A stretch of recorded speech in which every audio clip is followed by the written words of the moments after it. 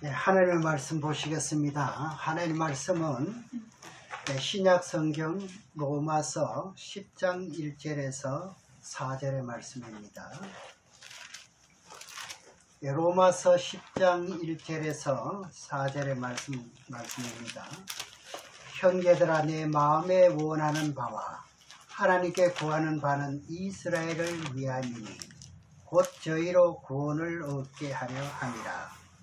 내가 증거하노니 저희가 하나님께 열심히 있으나 지식을 쫓은 것이 아니라 하나님의 의를 모르고 자기 의를 세우려고 힘써 하나님의 의를 복종치 아니하였느니라.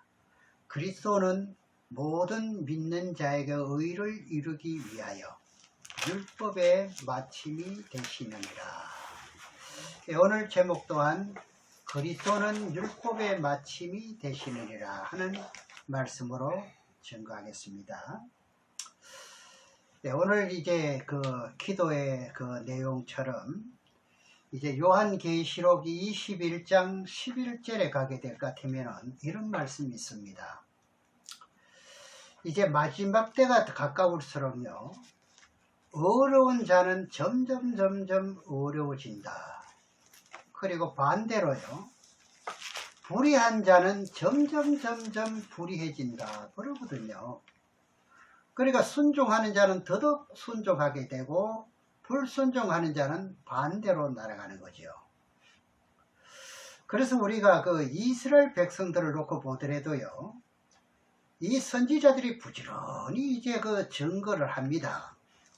이스라엘 백성들이 이스라엘이 지금 하나님 말씀에 불순종했을 때는 이제 그 이웃 나라의 속국이 이루어지게 되죠. 그런데 이렇게 되기 전에 선지자를 통해 가지고 이런 경고의 말씀을 내립니다.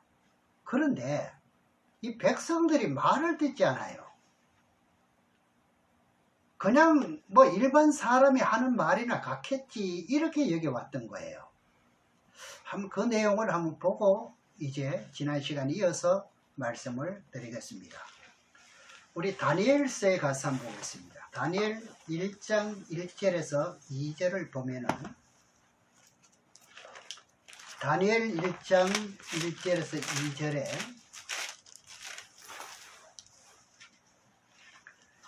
유다왕 요야김이 위에 있은 지 3년에 바벨론 왕 느부갓네살이 예루살렘에 이르러 그것을 애워쌌더니 주께서 유다왕 요야김과 하나님의 전 기구 얼마를 그 손에 붙이심에 그가 그것을 가지고 신할 땅 자기 신의 묘에 이르러 그 신의 보고에 두었더라.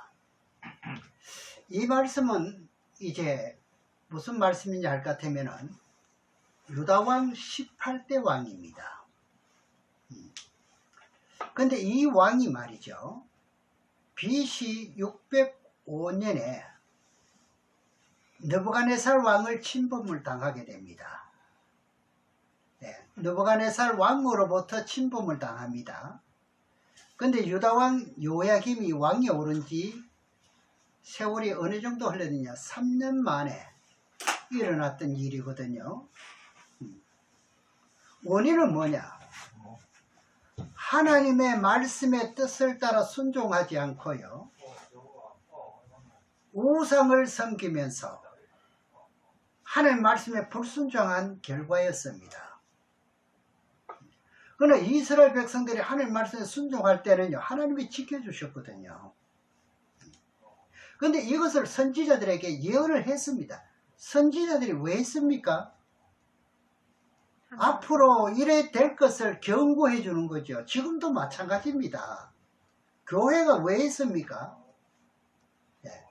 이렇게 계속 불의한 일만 해가면 좋은 일이 안 된다는 그런 예언을 하는 거잖아요. 네. 그 중에서 강력하게 예언한 사람이요, 예레미야입니다. 이 예레미야 선지자가 유다 땅에 여러 차례 경고합니다. 한 번만 경고한 게 아니라 정신을 차리고 지금 하나님 말씀에 순종해야 되겠노라고 이제 경고의 말씀을 드리거든요. 그러나 이들이 들었겠어요? 안 들어요. 오늘날 또 이 말씀대로 우리가 기준을 삼아서 신앙해야 되겠노라고 아무리 외쳐도 안 듣는 사람은 안 듣습니다. 듣는 사람들은 의의할고 하는데 듣지 않은 사람들은 뭐 그건 그렇고 그럽니다. 그래서 바벨론 느부갓네살 왕에게 예루살렘이 포위당했지요. 그러니까 1차적으로 포로된 백성이 끌려가는 말씀인데 그 내용을 이제 예레미야 선지자를 통해서 예언했던 그 예언을 한번 찾아보겠습니다. 예레미야 25장에 보겠습니다. 이 경고의 말씀만 들었더라도 이런 일은 당치 않지요. 예레미야 25장 1절에서 4절의 말씀에 보면은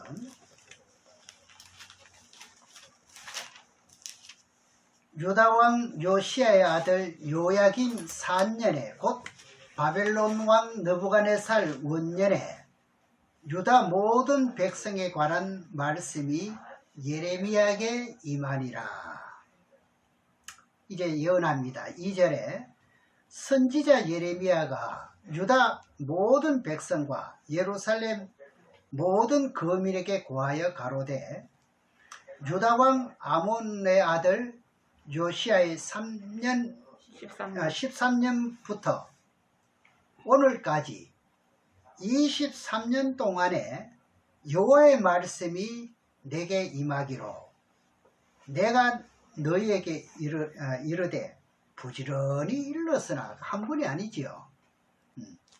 너희가 듣지 아니하였으며 여호와께서 그 모든 종 선지자를 너희에게 보내되 부지런히 보냈으나 너희가 듣지 아니하였으며 귀를 기울여 들으려고도 아니하였도다. 여기 나왔지요. 그러면 하나님은 맹목적으로 이스라엘 나라의 종으로 이스라엘로부터 그 침범을 당해 끌려가도록 하지 않았어요. 잘못된 것이 있으면 하나님은요 아무리 선택한 백성이라 할지라도 어떻게 해요? 선지를 통해서 경고합니다.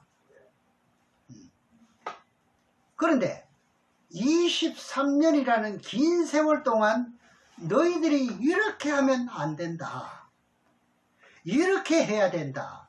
말씀에 순종해야 된다. 하늘의 하나님의 말씀에 귀를 기울여야 된다. 이렇게 한두 번 보내는 게 아니죠. 선지자들 하니까 여러 선지자들을 통해서 예언을 했다 이 말이죠. 그래 예레미야가 계속 외치고 증거를 했다는 이야기입니다. 그런데 선지자의 말을 어떻게 하는가요? 안 들어요. 도대체 듣지 않습니다. 11절로 건너뛰어서 한번 보겠습니다. 11절에 이 온 땅이 황폐하여 놀램이 될 것이며 이 나라들은 몇 년 동안요? 요 70년 동안 70년 동안 바벨론 왕을 섬기리라 그랬잖아요. 그래도 안 들어요. 이거 놀라운 사건 아니에요?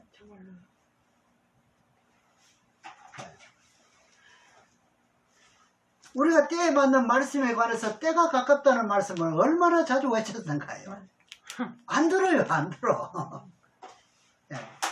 그 말씀대로 세상이 이루어져가는 건 눈에 뚜렷이 지금 안 보이는 게 아니라 지금 보고 있어요, 지금.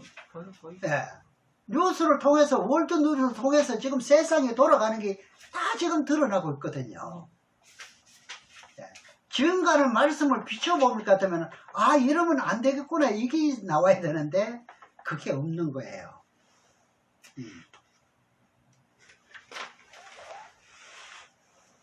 그래, 70년 동안 바벨론 왕을 섬긴대요. 그래 예언대로 이 예언대로 다니엘 1장이 시작되는 겁니다. 이때부터 바벨론 왕 느부갓네살을 통해 가지고 유다 백성들이 끌려갈 것을 예레미야 선지를 통해 가지고 예언한 대로입니다. 그러니까 예레미야 선지자가 예언한 것이 실언이 아니었죠. 자기 중심적인 그런 인간적인 외침이 아니었죠. 네. 이렇게 된 원인은 하나님의 말씀을 순종하지 않았다는 거예요. 이런 역사적인 배경을 우리 자신들을 놓고 보았을 때도 똑같습니다. 마찬가지거든요. 우리 교계가 뭐라고 말해요? 하나님의 말씀의 뜻 따라 바르게 서지 못하면은 이방신에게 침범을 당하게 되고요. 그리고 우리가 바로 서지 못하면은 어떻게 사단마귀에게 침범을 당해서 교회가 무너지는 결과도 나타날 뜻이 있다는 거죠. 가정 또한 마찬가지지 않습니까? 네 가정이 하나님이 어떻게 주관하는 게 아니라 사단마귀가 주관하게 되는 수가 있다 이 말이에요. 왜? 네 그것을 하나를 고치지 못함으로 말미암아서 그 말이에요. 그 통로를 통해서 귀신이 들어온다는 이야기죠. 그래서 우리가 성경대로 하자, 성경대로 하자. 이 구호를 계속 교단들마다 외치고 있거든요. 뭐대로 하자고요? 성경대로 하자고요.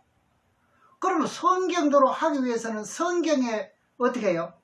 이렇게 해야 된다, 저렇게 해야 된다. 지금까지 주장했던 게 잘못된 게 있으면 고쳐야 돼요? 안 고쳐야 돼요? 고쳐야 됩니다. 고쳐야 성경대로 돌아가지요. 네. 귀신에 대한 말씀을 몰랐을 것 같으면 귀신에 대한 뜻이 이러하다고 누가 말하는 사람이 있으면 그게 성경대로 맞으면은 성경대로 돌아가야 성경대로 돌아가는 거죠.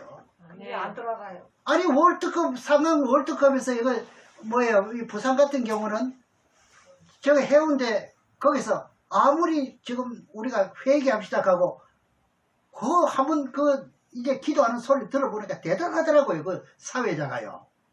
이러면 안 된다고, 이러면 안 된다고, 회개해야 된다고 지금 백사장에서 난리 났어요. 그래서 성경대로 돌아가야 된다는 거예요. 그런데 성경대로 증거하는 사람이 있으면은 이단 개뿔이에요. 그 성경대로 돌아가는 방법 자체가 좀 틀렸던 거예요. 네. 그러니까 어떤 교단이나 교파를 위해서 성경이 있는 게 아닌 거예요. 그렇잖아요. 이 성경을 밝혀내야 되잖아요. 밝혀내면은 그걸 따라가야죠. 이거 교단 뭐 우리는 뭐 우리 교단에는 이 교리가 이러니까 우리 못 갑니다. 이러면 안 되잖아요. 나는 당신보다 더 좋은 신학을 나왔으니까 아니면 더 좋은 대학을 나왔으니까 이러면 안 되잖아요. 아무리 모르는 무식자가 전개했다 하더라도 성경이 맞으면은 성경대로 가야지요. 예. 이게 안 되고 있다는 겁니다. 그렇지 않으면 뭐 한다는 거죠? 망한다는 거예요. 그럼 망한다는 대로 망하는 거예요, 거기. 예. 이런 말씀을 드리는 사람은 얼마나 마음이 아프겠습니까? 다른 사람은 다 좋은 일만 있다 하는데 이렇게 하면 안 된다고 망한다 하는데 이 소리 누가 듣기 좋아하겠어요? 맞아요. 예. 예. 그래 길한 예언만 좋아한다 이거죠. 이것도 마지막 때 더 징조입니다. 옛날에 처음에 복음이 들어왔을 때는요, 집사님이 이러면 안 된다 하면은 목사님 바지가랑이라도 붙들고 드려집니다. 기도 좀 해달라고. 예? 내가 고치겠노라고요. 지금요 그런 거 없어요. 예. 그래서 성경대로 바르게 했을 때 하나님께서 어떻게 복을 준다. 아멘. 지켜준다 했지. 아멘. 예. 아무리 누가 와서 기도해 준다고 그게 기도대로 됩니까 그게요? 안 되지. 예. 벌써 준비가 안 됐는데. 예. 그래서 제가 말씀드리잖아요. 성경대로 순종하면 잘 되는 것만 있어요. 아멘. 예. 그래서 성경대로 돌아가야 되는 게 맞는 거예요. 그렇게 하지 못했을 경우는 결과적으로 이방에게 어떻게 한다? 지금 침범을 당하고 그들에게 종살이하게 되고요. 고난을 당하고 고통을 당하고요. 네. 여러 차례 이 선지를 통해서 경고를 하거든요. 네. 우리 교회도 마찬가지입니다. 성경대로 하지 않으면 결국에는 이런 뜻이 나타난다는 거예요. 이것을 예배하기 위해서 어떻게 해요? 마지막 환란은 이런 것이 있으니 이럴 때는 성도들이 어떻게 신앙 절개를 지켜야 된다는 거. 네. 이렇게 예레미야가 예언한 것도 우리가 있다시피 소선지자를 통해서도 예언을 많이 했어요.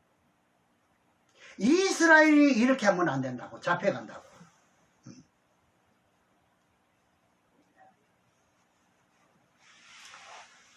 그래서 그런 예언을 오늘 다 보려면 거기에 대한 말씀을 드리기 때문에 그 정도 두시고 이제 에베소 1장에 가서 한번 보시겠습니다. 에베소 1장 13절에서 14절의 말씀을 보겠습니다.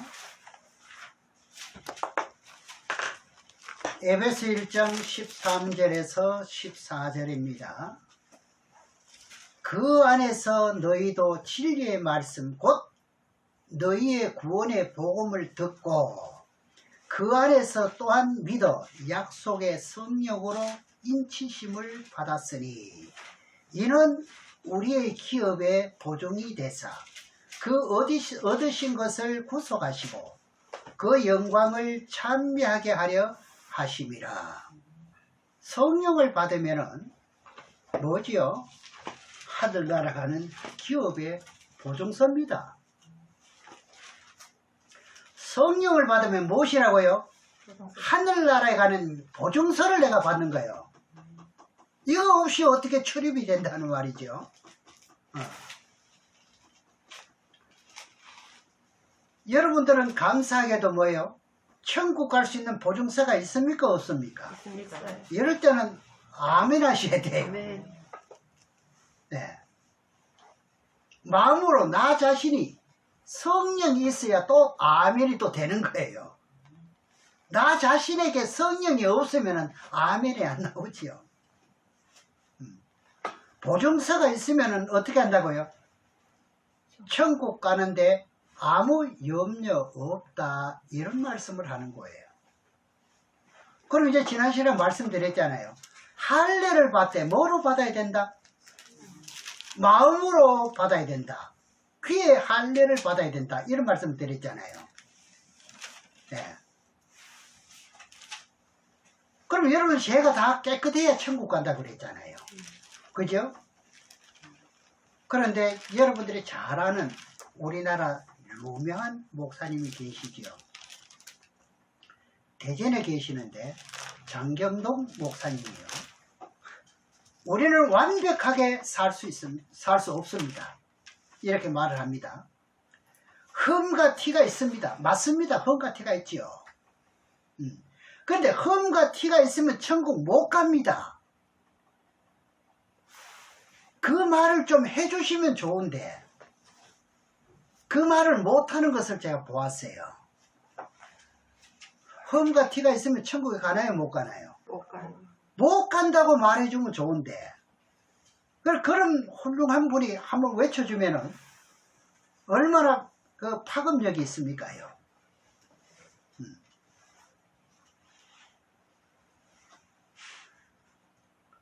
그럼 어떻습니까? 내가 신앙생활을 하면서 나도 모르게 죄를 지은 것이 있습니다. 그것이 뭐가 돼야 돼요? 회개가 안 됐습니다. 회개가요. 그러면 하나님이 나를 천국에 데려가려고 하는데 그 성령은 받아놓은 게 있어요. 그러면 하나님이 어떻게 할까요? 죄를 지었습니다. 그죠? 죄를 지은 것을 어떻게 해야 돼요? 깨끗해야 됩니다. 그죠? 그럼 보증서를 가지고 있어요. 그러니까 천국 보내주실 것을 꼭 믿고 있는 거예요. 신앙이. 하나님이 나를 꼭 천국 보내주실까 꼭 믿고 있지요. 그러면은 하나님은 어떻게 해요? 이 죄를 용서해 줘야 되나요? 안 해줘야 되나요? 용서해 줘야 되죠. 이렇게 믿고 있는 성도들은요, 하나님이 꼼짝 못합니다. 봐줘야 돼요, 한마디로요. 근데 이 죄를 용서해 주기는 해줘야 되는데 어떻게 해주느냐? 하나님이 징계를 합니다. 예. 징계에 관한 뜻도 제가 말씀드렸지 않습니까? 예. 병으로 치든지 집안에 환난을 주든지 대부분 징계를 병으로 많이 받게 됩니다. 그 병원에서 수술합니다. 입원합니다.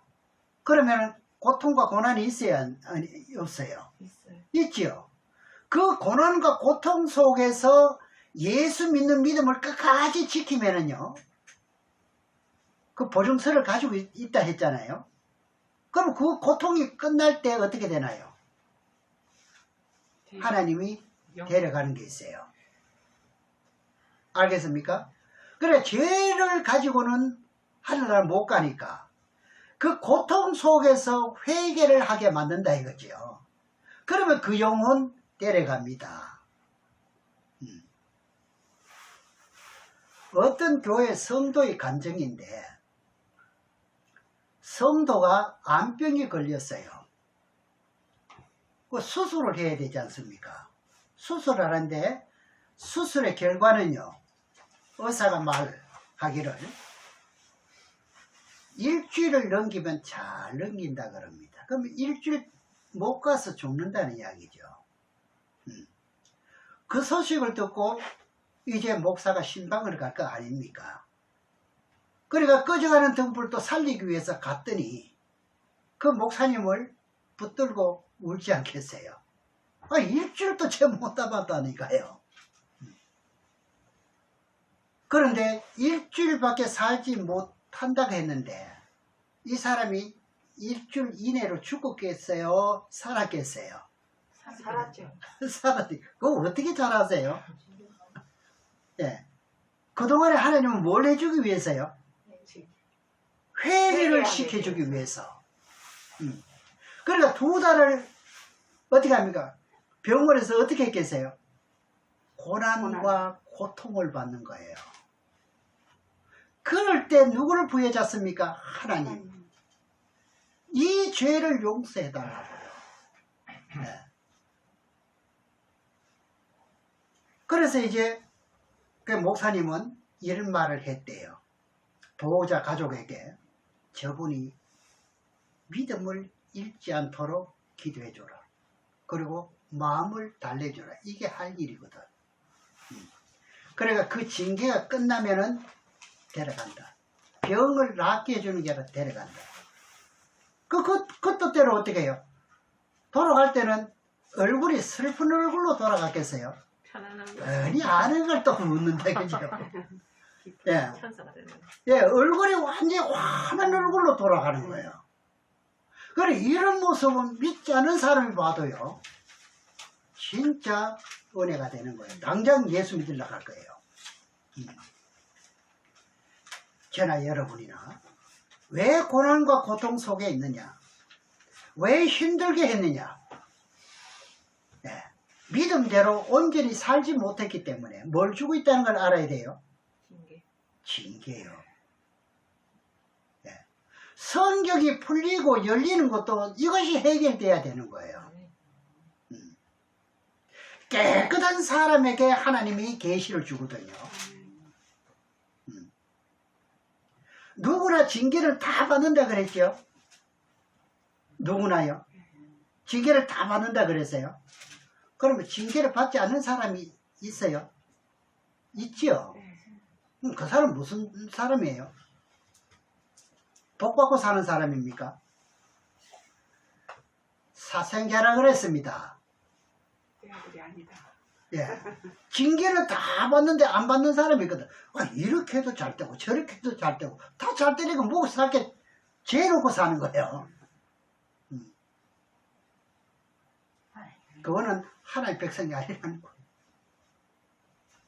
내 백성이 아니래요. 근데 징계를 통해서 용서받는 비결을 알아야 되잖아요.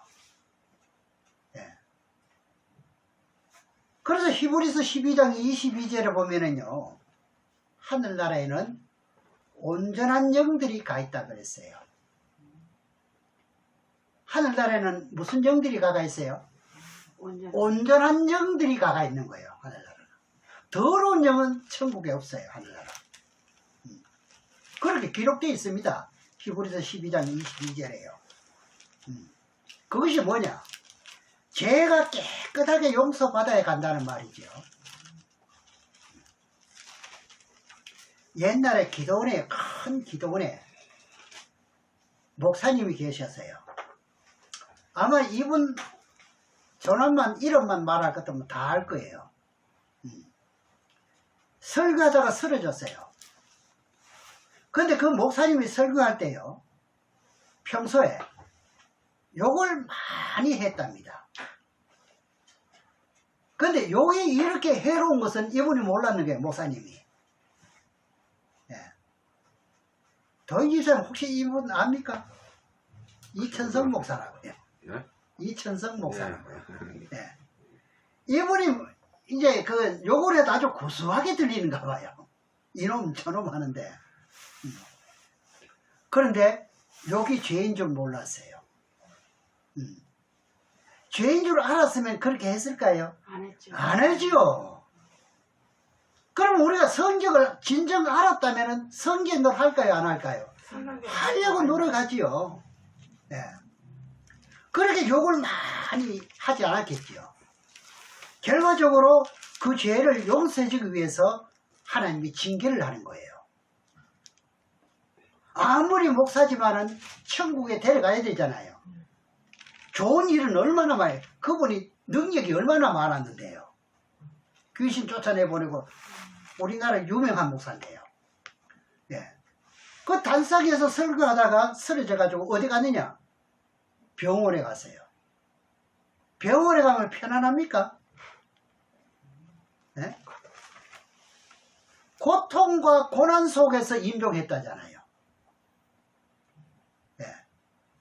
그러니까 어떤 분이 어떻게 신앙하다가 마지막 임종 때 어떻게 돌아갔었다는 걸 이거 이야기 들으면 이 영혼이 어떻게 됐다는 걸 우리가 분별할 수 있습니다. 그래서 우리가 신방이 그렇게 중요한 거예요. 이런 산 교훈을 가지고 이야기하거든요.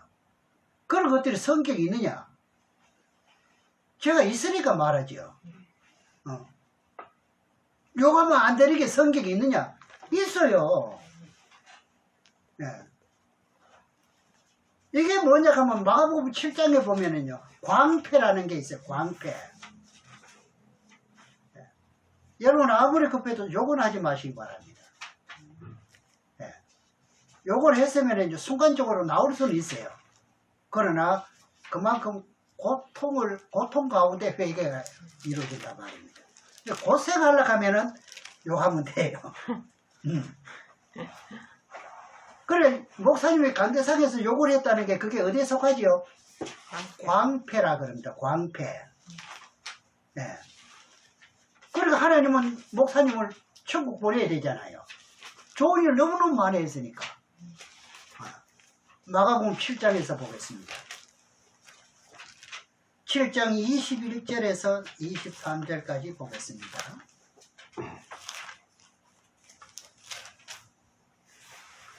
속에서 곧 사람의 마음에서 나오는 것은 뭐만 나오는지 아세요?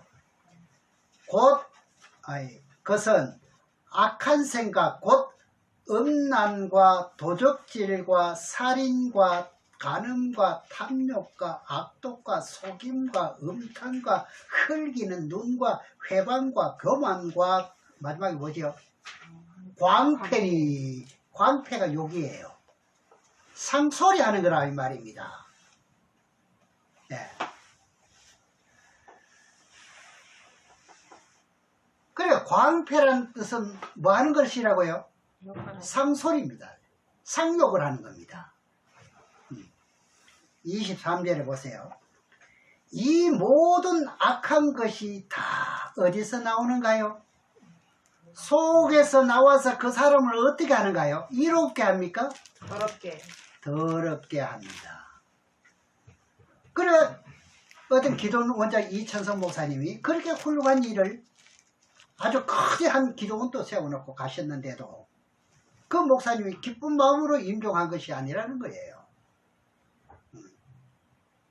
추기정 이제 그 신부 돌아갔을 때도 어떻게 돌아갔다 여러분 다 알잖아요.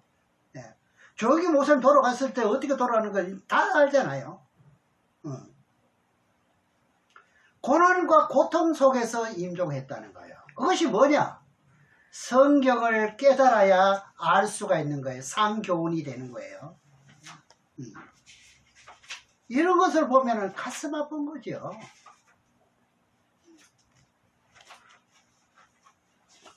그래서 지난 시간에도 말씀드렸습니다만 표면적인 할례를 받고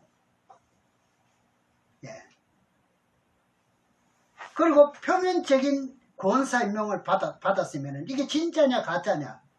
여기는 성경으로는 가짜입니다. 맞나요? 안 맞나요? 표면적인 세례 받은 것은 가짜라니까요. 오늘 이것이 유튜브로 나가게 될 것 같으면 이게 굉장히 충격적으로 들리는 분들도 없잖아 있을 거예요. 그러나 성경이 그렇게 하는 거예요. 그런 것 같아요. 표면적인 뭐라 그랬죠? 껍데기로. 속으로 믿지 않고 겉으로 믿는 거. 이런 권사, 이런 집사, 이런 목사 다 가짜예요. 그럼 뭐가 진짜냐 성경에는? 이면적인 권사, 진짜 권사지요. 이면적인 집사가 진짜 집사지요. 이면적인 목사가 진짜 목사지요. 이게 마음의 할례를 받았다 이 말입니다. 속으로 믿는다 이 말입니다. 이면적은 속으로 믿는 것이라 그랬죠. 마음으로 믿는 거요. 이것을 우리에게 가르쳐 주는 거예요. 그러니까 할례는 어디 하라 그랬죠? 마음으로 하라 그러는 거예요. 여러분들은 진짜 마음으로 믿으시기 바랍니다. 아멘. 이런 소리가 좀 듣기가 좋아야 됩니다. 아멘. 네. 우리가 예수를 믿는 믿음이 어디서부터 오느냐? 마음에서부터 와야 돼요. 겉으로만 아무리 마당만 밟아도 안 되는 거예요. 교회 마당 밟는다고 다 천국 갑니까? 저는 아니라고 말합니다. 네. 하나님만큼 공정한 분, 공평하신 분은 없어요. 아멘. 네. 아예 보호자의 기초석이 공이라 그랬더라습니다. 아멘. 공의대로 합니다. 누구는 더 잘 봐주고 안 봐주고 이게 없습니다. 예. 아브라함이 할례 조상인데 그가 맨 처음에 어디서부터 무엇을 믿었느냐? 갈라디아서 4장 18절에 보면은요. 마음에서 바랄 수 없는 중에 언약의 말씀을 믿을 때 하나님은 어떻게 하셨느냐? 의로 여기시고 그에게 할례의 표를 행했던 거예요. 무엇으로 믿을 때요? 마음으로 그 말씀을 믿을 때 할례를 행한 거예요. 할례. 그 우리가 세례받는 의미는 예수를 믿는 믿음이 있어야 되는 거예요. 그렇죠? 그런데 이렇게 놓고 볼 것 같으면은 그게 확인도 안 된데도 전부 다 세례 다 주잖아요. 날짜만 되면요. 지사님 세례 받을 때 이런 뜻을 알았나요? 몰랐죠. 전혀 몰랐죠. 네. 그래도 세례는 받았어요. 아, 그럼. 네. 그러니까 표면적으로 믿었느냐 이면적으로 믿었느냐. 그래 마음으로 믿으면 뭐가 들어간다 그랬죠? 성령이 증거가 되는 거예요. 그러면 앞에도 말씀드리지만 이런 신앙인들은 하나님은 어찌든지 천국 보내기 위해서 하나님 거짓말 못하시니까 고통을 줘서 고난을 통해서도 징계를 해서라도 어떻게 합니까? 천국 데려가는 거예요. 중요하죠? 네. 근데 그 뜻을 몰라요. 네. 그러니까 징계를 받아도 모르죠. 왜 나만 왜 이러는지 삐지기만 하죠.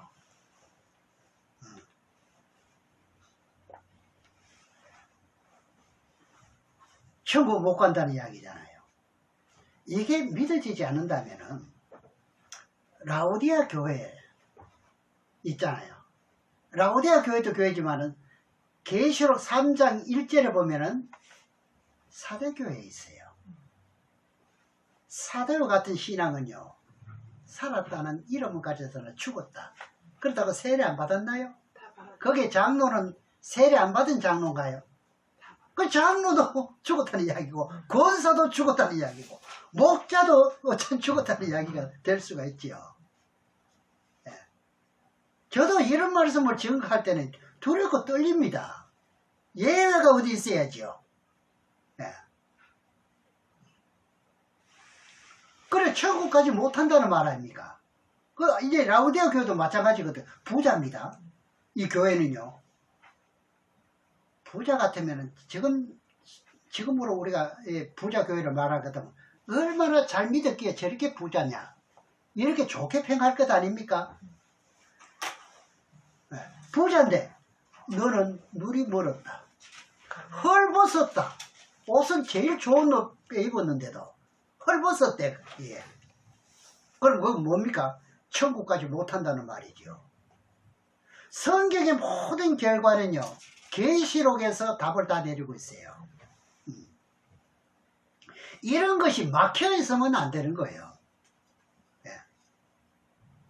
동맥경화증이라 하든가 뭐 이렇게 다 막혀서 그런 거잖아요. 예. 끝까지 관통시켜야 되는 거잖아요. 예. 그럼 구약시대 때는 이제 할례를 받았지요. 그런데 표면적인 할례가 아니고 이면적인 할례를 받아야 된다는 겁니다. 구약에도. 네. 육신적인 할례를 받았다고 그게 내 백성이 다 아닌 거예요. 그죠? 그러니까 구약시대 구원받은 기준이 뭡니까? 마음의 할례를 받은 사람이죠. 사실상 마음의 할례를 받은 사람들은 내 뒤에 예수님이 이렇게 우리가 예배를 하고 날 같으면 어떻게 해요? 뒤에 나를 구원해 주실 이제 피를 흘려줄 대상자가 온다는 거죠. 그걸 믿는 거예요. 그 마음의 할례가 안 이루어지면 그걸 못 믿는 거죠. 오늘 믿었다가 내일은 못 믿는 거죠. 그래서 신약에 와서는 새롭게 예수 그리스도를 믿고 성령을 받아 거듭 태어난 사람을 성령의 인침표를 받았다 그럽니다. 그럼 그 사람은 틀림없이 뭐예요? 성령의 인침표를 받은 거예요. 이제부터 잘 들어야 되지요. 그 증거 가운데 무엇을 베풀어야 되느냐? 그게 나타나면은 어떻게 해요? 이제 세례를 베풀어야 되죠. 맞지요? 증거가 나타났으니까요. 그 이럴 것 같으면은 1년 동안 기다릴 필요 있나요? 없지요. 그래서 물이란 구원의 표입니다. 물은요. 구약시대는 할례가 구원의 표입니다. 그럼 베드로전서 3장 21절에 보겠습니다. 우리가 이 하나님 말씀은 한 절 한 절이 너무너무 중요합니다. 베드로전서 3장 21절입니다.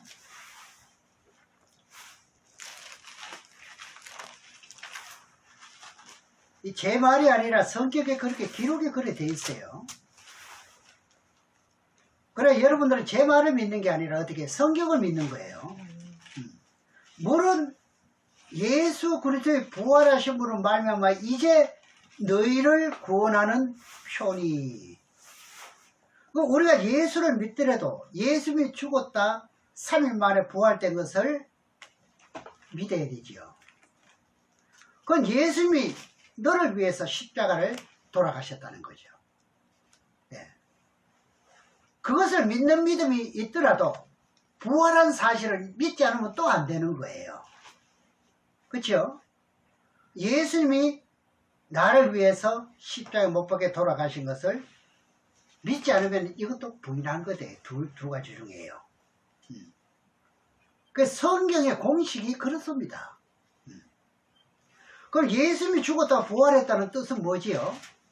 예수님이 나의 죄를 대신 짊어지고 죽었다가 3일 만에 부활된 뜻입니다. 누구 죄를요? 나의 그래, 옆에 누구 죄가 아니고 나의 죄를 위해서요. 그렇죠? 그 믿는 믿음을 가진 사람들에게 구원의 표가 있는데 그것이 뭐냐? 그것이 뭐지요? 세례라는 겁니다. 세례.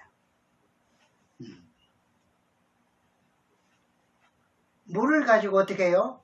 머리에 성부와 성자와 성령의 이름으로 세례를 주노라 하면서 물을 끼얹는 자체가 뭐냐? 세례라는 겁니다. 구약 시대에 구원받는 것은 할례고요. 예. 그런데 여기서 궁금한 게 있지 않아요? 왜 남자에게는 할례를 하고 여자에게는 할례를 하지 않으면 그러면 여자는 어쩐단 말입니까? 이런 질문도 있을 수가 있잖아요. 목사님 안 그래요? 네. 그럼 답변을 어떻게 해야 돼요? 창세기에 보면은 하나님께서 사람을 지을 때 남자와 여자를 창조해 놓고요. 한 몸이라 했습니까? 두 몸이라 했나요? 한 몸. 한 몸입니다.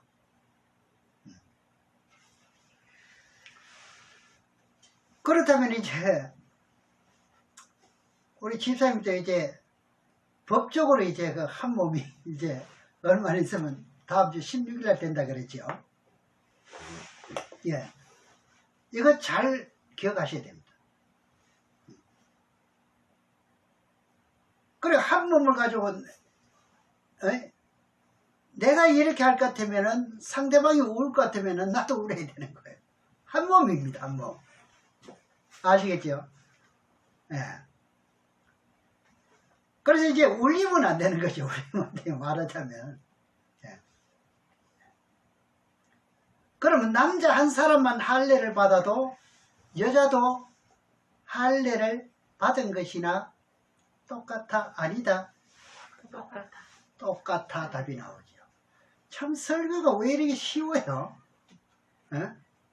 이제 지선도 할 수 있겠네요. 그 두 부부지간에 신앙생활 잘하는데 남자가 말썽 피우고 범죄하면은요 어떤 일이 생기는지 알아요? 징계가 누구에게 먼저 가는지 알아요? 여자. 아이고 잘못한 사람에게 좀 힘들게 하고 어렵게 하고 아프게 하면 좀 좋겠는데 그래. 꼭 여자에게 하는 게 징계합니다요. 그럼 왜 여자에게 징계할까요? 보필. 1차적으로 내조를 잘못했다고 징계를 받습니다. 여자는 돕는 배필이거든요. 남자를 도와야 되는 거예요. 네. 성경에는 여자를 만들어 놓은 것이 뭐예요? 무슨 목적으로 만들어 놓았습니까? 돕는 배필. 남편을 어떻게 해요? 잘 내조하는 것이 여자의 사명입니다. 이거요. 사명. 사명을 저버리면 안 되잖아요.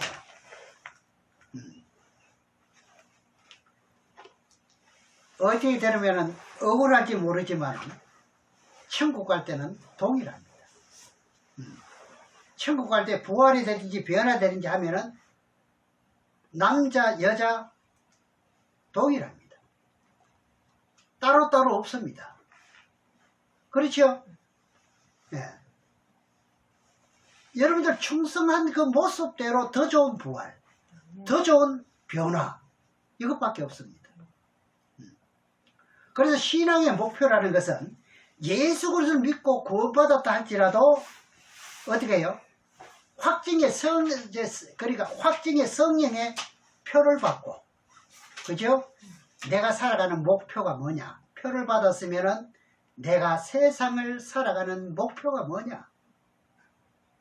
예수 그리스도를 닮아가는 겁니다. 예. 그래서 닮아가는 데까지가 신앙의 목표입니다, 우리가요. 여러분들은 신앙의 목표가 이제 다른 것 앞에 다 이루어졌으니까 이게 목표예요. 예. 교회를 오는 것도 이 소리를 들어야 되고요. 여기서 어긋나는 일이 있는가 없는가 반성해 보는 것이고요. 예. 그것이 빌립보서에 나오지요.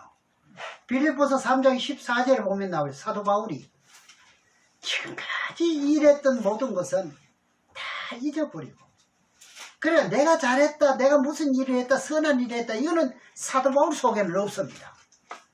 그때 그건 절대 나타내지 않습니다. 그럼 어떻게 하느냐? 표대를 향해서 앞으로만 가는 거예요. 뒤돌아보질 않습니다. 예. 뭐 따지고 자시고는 일이 없지요. 뭐.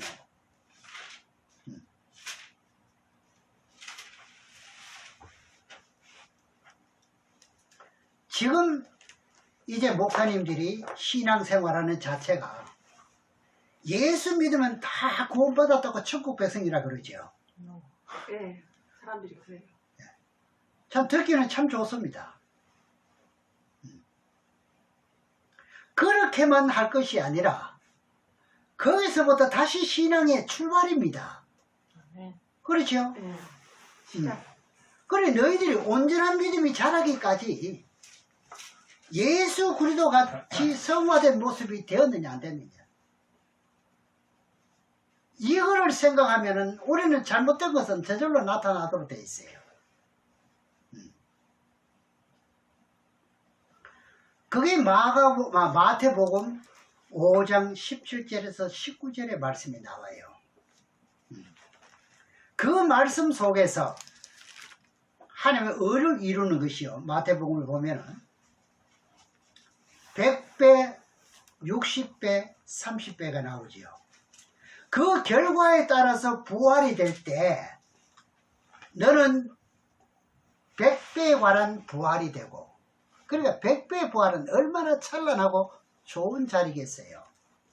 이런 욕심은 좀 내시기 바랍니다. 아멘. 기왕에 하루를 사는 건 다 똑같은데요. 끝이 달라요. 어떤 사람은 60배 부활이 되고요. 그건 100배보다 60배 못하잖아요. 어떤 사람은 30배가 되고요. 이거 얼마나 억울한 겁니까? 응?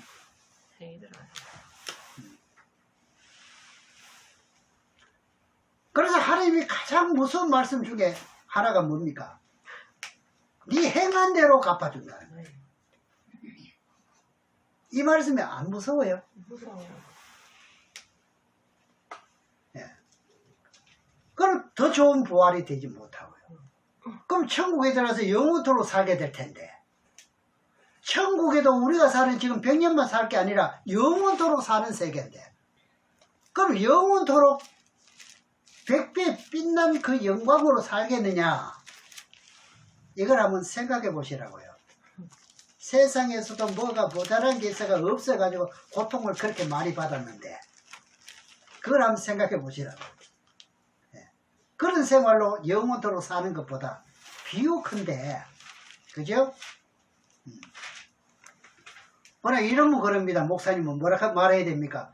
이제는 충성을 하든지 말든지 알아서 하세요. 이 말밖에 없죠, 목사님. 그렇지. 알았어. 말씀대로. 이제 말은 다 해줬으니. 네, 깨닫는 대로 하시오. 예. 예. 나는 성경을 다 가르쳐 줘야 되죠, 우리는. 네. 그렇잖아요. 예. 성도들이 그런 것을 알게 되니까 어떻게 되는 거야? 남이 보든지 안 보든지 청소하고 뭐하고 다 하는 거죠. 어디 뭐 목사 본다고 합니까? 아니잖아요. 네. 그게 다 누구를 위해서인가요? 자신을 위해서. 자기를 위해서입니다. 자기의 공을 목사에게 못 줘요. 네. 자기 거 자기 가지고 가는 거지. 네. 부활될 때요. 그 때문입니다. 문제는요. 이것을 가르쳐 주면은요, 사실상 교회로 말한다면은 너무 큰 교회만 안 몰릴 거예요. 그렇지. 큰 교회는요, 할 일이 맡은 사람이 다 있어. 이 작은 교회는 어떻습니까? 할 일 태산. 할 일이 대산이, 내가 손을 안 대서 그렇지 할 일이 너무너무 많은 거예요. 그럼 행한 대로 이제 받는다는 걸 믿어진다면 믿어지는 사람이면 진짜 마음의 할례를 받은 자입니다. 네. 그렇죠. 이걸 어떻게 쉽게 놓치겠습니까? 뻔히 보이는데. 예. 그래, 개척교회는 이제 일거리가 너무 많아. 예. 그러니까 하는 사람 없으니까 누구만 하냐? 사모만 계속 고생합니다. 죽도 살도 사모만 합니다. 네. 예, 우리가 이런 것을 알면서 세례를 받게 되면 어떨까요? 하나님의 백성이 된다는 증거가 분명하잖아요. 네. 예.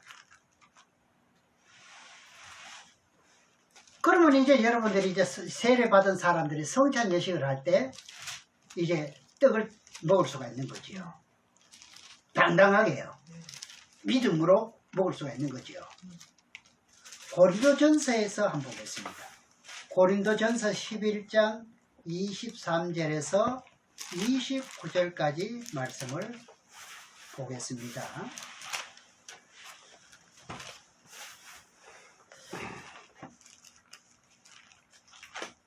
내가 너희에게 전한 것은 주께 받은 것이니 곧 주 예수께서 친히 잡히시던 밥에 떡을 가지사 축사하시고 떼어 가라사대 이는 너희를 위하는 내 몸이니.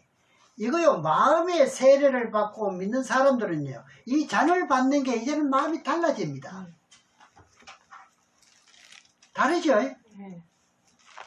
이것을 행하여 나를 기념하라 하시고 식후에 또 이와 같이 잔을 가지시고 가라사대 이 잔은 내 피로 세운 새 언약이니 이것을 행하여 마실 때마다 나를 기념하라 하셨으니.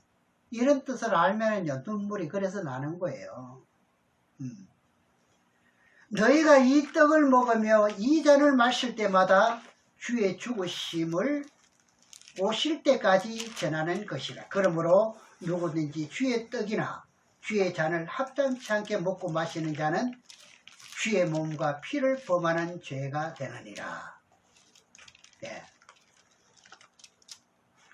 사람이 자기를 살피고 그 후에야 이 떡을 먹고 이 잔을 마실지니 주의 몸을 분별치 못하고 먹고 마시는 자는 마시는 자는 자기의 죄를 먹고 마시는 것이니라. 그러면 세례를 받고 성찬식에 참여했습니다. 그죠? 27절에 다시 보겠습니다. 그러므로 누구든지 주의 떡이나 주의 잔을 합당치 않게 먹고 마시는 자는 주의 몸과 피를 범하는 죄가 있느니라. 그럼 성찬식을 한다고 미리 광고를 합니다. 그러면 성찬식 하는 날에 집에서 가족들과 다투고 싸웠습니다. 광고를 했는데도 교회 나올 때 어떻게 집에서 다투고 싸웠어요. 그래서 성찬식 할 때 떡을 떼지 않고 있습니다. 왜 안 뗍니까? 싸웠다고. 마음이 상했다고요. 그럼 세례를 받아놓고 진실로 예수 그리스도를 믿는 믿음을 분명히 가지고 있고 세례를 받았느냐 안 받았냐 여기 나옵니다. 그럼 믿고 세례를 받았을 것 같으면 아침에 다투고 싸웠다 할지라도 잔을 받아야 됩니까? 안 받아야 됩니까? 네? 받아야죠. 받아야 됩니다. 저는 이런 사람 봤거든요. 제가 이제 그 세례를 받기 전에 청년 때요. 세례를 받았습니다. 받았는데 청년 때인데 옆에 사람이 장로 아들이에요. 장로 아들. 지금도 그분이 장로가 됐다는 이야기 들었고요. 뭐 그때 당시에 그 큰 가수원을 가지고 있었던 부자지요. 자기 아버지가 장로니까 그분도 예수 잘 믿는 걸 알아요. 바로 내 옆에 앉았어요. 성찬제 시간인데. 앉아가지고 잔을 안 받는 거예요. 그래 나도 안 받아버렸어. 이제 뭘 알아야죠. 예. 지금을 생각할 것 같으면 이야 참 어리석은 짓을 한 거죠. 예. 여러분 이런 사람들을 볼 수가 있어요. 지금도 많이 있을 겁니다. 성경을 몰라서 그래요. 내가 믿고 세례를 받았으면 선자님 받아야 되는 거예요. 잔을 받아야 되는 거예요.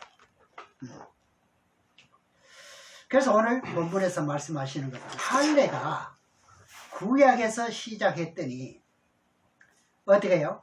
그것이 마음에서 시작이 되고요. 믿음의 결과의 표가 뭐였나 할 것 같으면 할례였습니다. 그렇죠? 그럼 신약에 와서도 예수를 믿는 믿음의 결과의 표가 뭐였지요?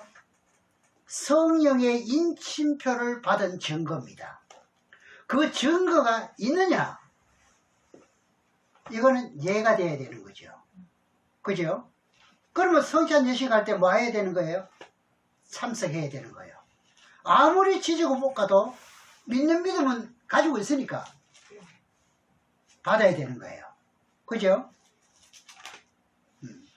이런 것을 여러분들이 이제 아시면서 이게 참 얼마나 슬픈 일입니까?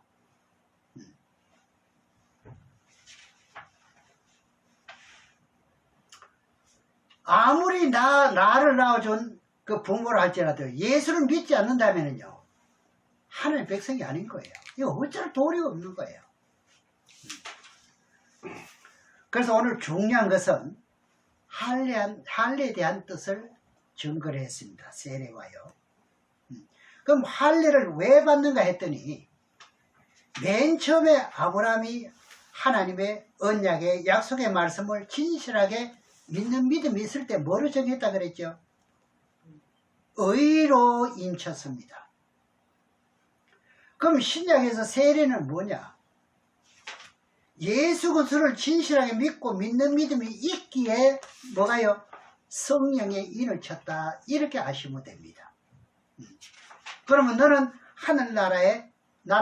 하늘나라 호적의 이름이 기록되어 있다는 겁니다. 그 표가 뭐냐? 세례증입니다. 증. 세례증서요. 그죠? 네. 그래서 나의 시민권은 지금부터 어디 있다요? 이걸 잊지 마시기 바랍니다. 세상 사람의 귀를 기울 것이 아닙니다. 이제부터는. 왜? 세례를 받은 의로 인친 사람이기 때문에 세상의 사람에게 귀를 기울이면 안 돼요. 아멘. 우리 할례를 받았잖아요. 기의 할례를 받았잖아요. 그럼 나의 호적은 어디 있지요? 하늘나라에 있다는 건 이것만 잊지 마시기를 바랍니다. 아멘. 예. 이것 하나만 알아도 우리가 세상을 살아가는데 큰 힘이 될 수가 있고 용기가 될 수가 있고요. 아멘. 이길 수가 있는 힘이 여기서 나옵니다. 아멘.